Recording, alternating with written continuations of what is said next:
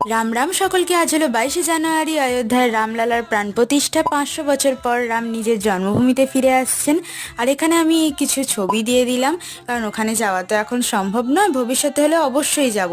দেন এখানে আমি সেবা দিয়ে এসে দেখছি মা এখানে মাছের ঝোল শাক করেছে, বাট আমি এসব কিছু খাবো না। আমি সকাল থেকে ভাবছিলাম যে আজ সারাদিন আমি নিরামিষ খাবো, যাই হয়ে যাক। আর তারপর ফল খেয়ে নিচ্ছি। আর আমি যেটা ভাবি সেটাই আমি করি। তো সারা দিন আমি নিরামিষ খেয়েছিলাম, আলু সেদ্ধ, আলু ছিঁচকি এইসব। সন্ধ্যাবেলা বেরিয়ে যাচ্ছি একটু মেলা দেখতে যাওয়ার জন্য।